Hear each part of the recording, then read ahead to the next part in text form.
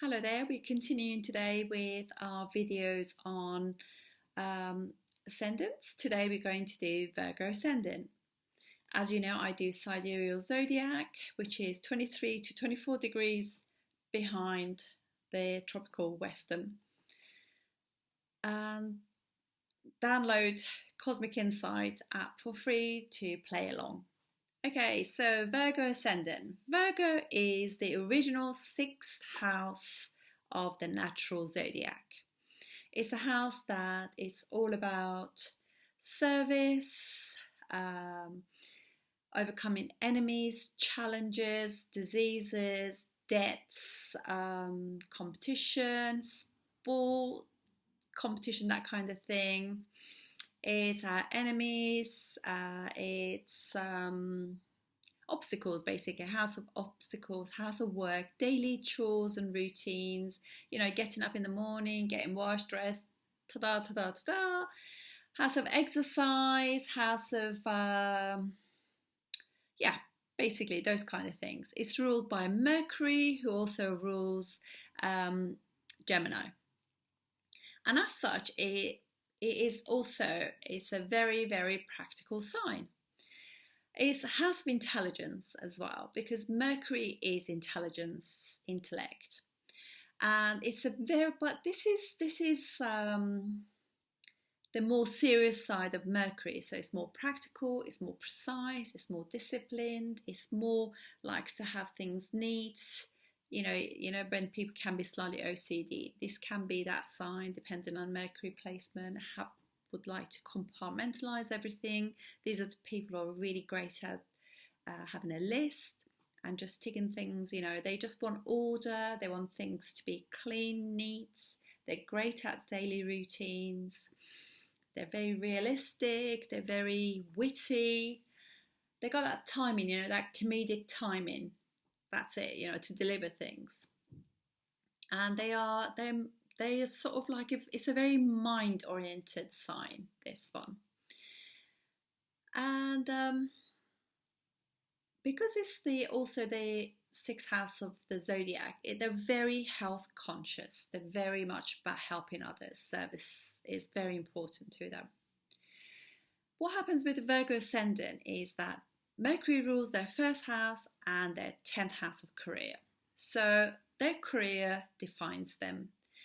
They really have this karmic thing with their job. It's very important to them, and because obviously Gemini is also is a very flexible sign.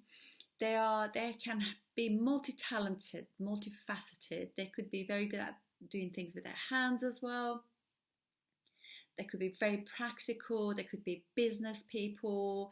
They could be in media, in the arts. They could be great communicators.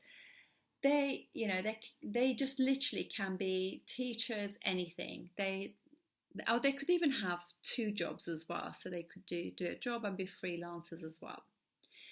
And what they are, they kind of the family is very, very important to them, because Venus rules their second house, Libra, and also their ninth house, Taurus, is ruled by Venus. So they're very good houses, house of money and good luck, because ninth house is good luck, your father as well, and your education.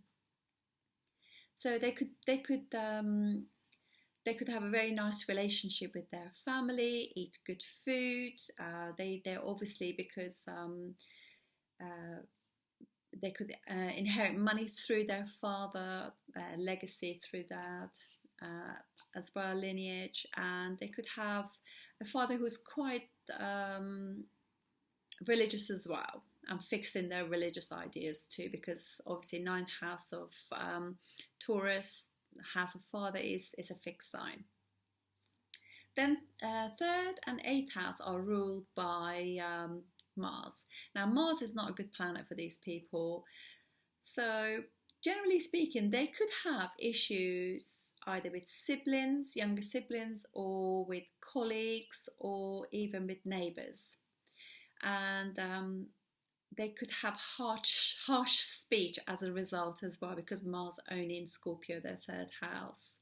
and they could, through that, they could have losses, because also Mars rules their 8th house of losses as well, accident, surgery, all that kind of stuff. So they've got to be careful with their speech, because it can be a little bit harsh, or it could be quite direct as well. And so, you know, it could also be that they have an accident-prone brother or sister as well. So, because again, 8th house of Aries, do things quickly, sibling does things quickly, they could just like cut themselves or burn themselves, that kind of stuff as well. And well, they could also themselves could break an arm or something.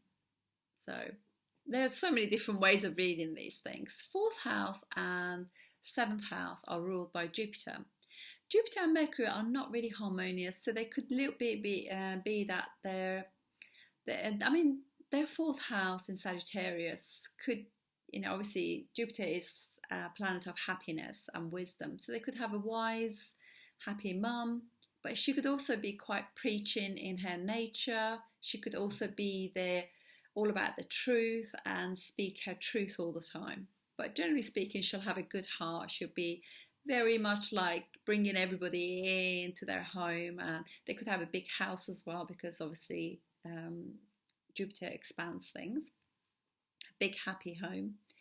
And then we have 5th and 6th houses are owned by Saturn. So Saturn ruling the 5th house Capricorn will mean that they are very serious to do with anything to do with creativity, children, investments, all that kind of stuff.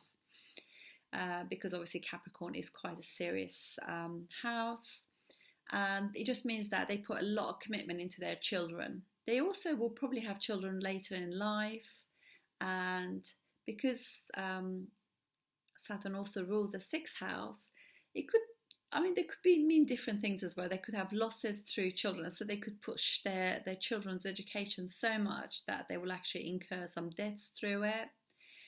I would probably say investments, get really good advice before investing money, because you could have losses through that, debts, and but also because obviously Saturn is a very, very disciplined planet, very serious planet, ruling the 6th house. It just means that they're very serious about their daily routine, very serious about being healthy.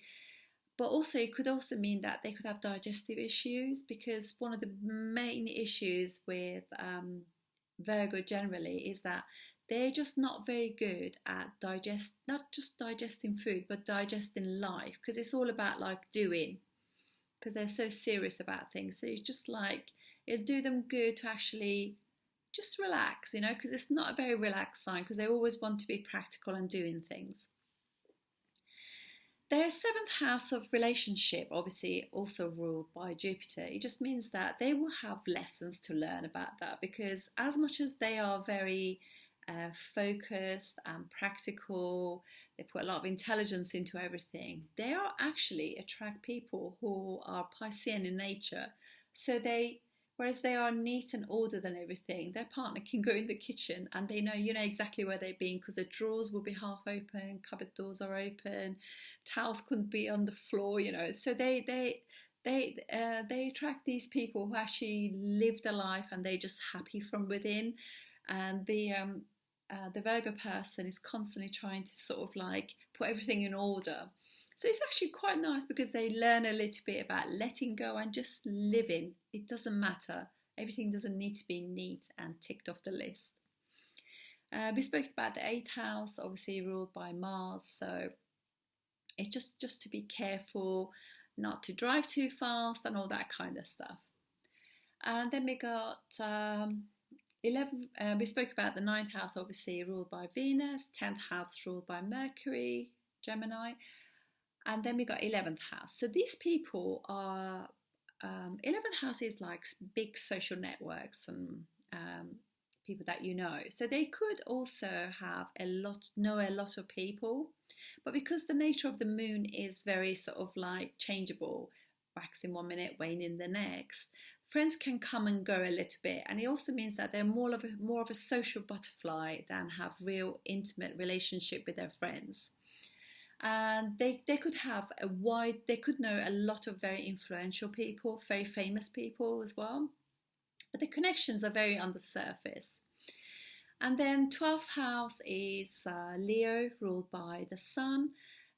So obviously 12th house is house of loss, so their vitality, they need to be aware of their vitality and just make sure they spend time recouping,